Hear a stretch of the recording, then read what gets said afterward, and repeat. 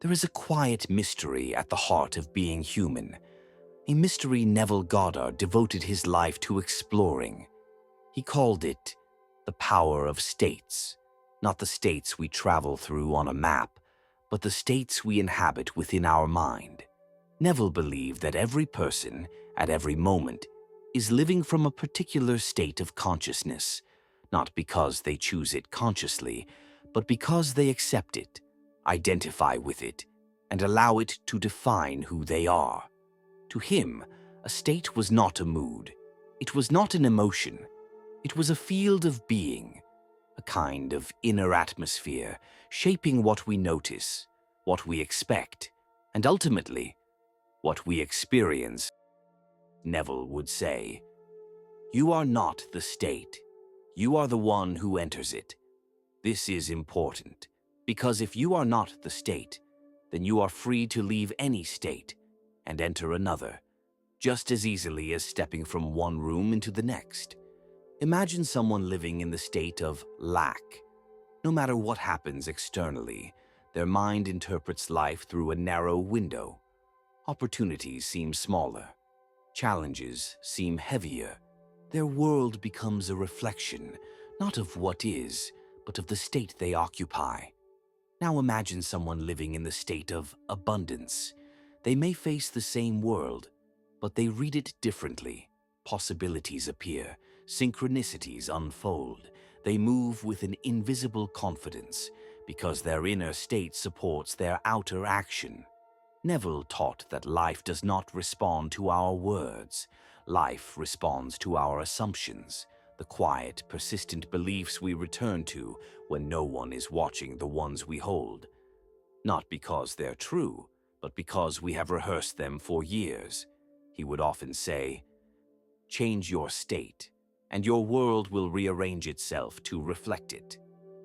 To many, this sounded like magic, but to Neville, it was simply the law of consciousness. You cannot experience a world outside the state you consistently occupy. But how do we shift states? Neville offered a method both simple and profound. First, you identify the state you wish to inhabit. Not the thing you want, but the version of you who already lives with it. Second, you enter that state through imagination. You feel the feeling of being the one who already has the desire fulfilled. Not someday, not eventually, but now.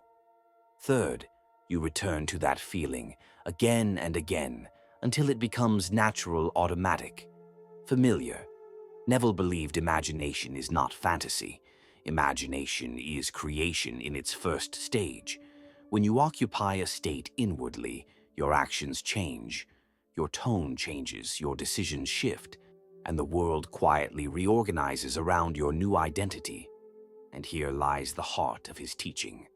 You do not attract what you want, you attract what you are, or more precisely, the state you accept as your true self.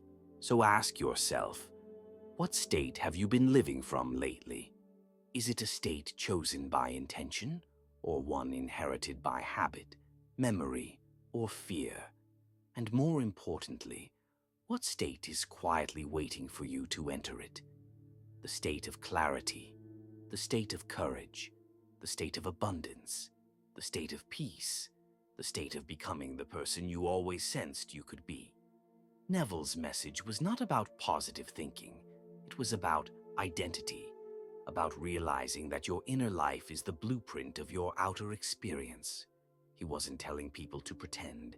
He was telling them to remember, to return to the awareness that consciousness is creative and you are its architect.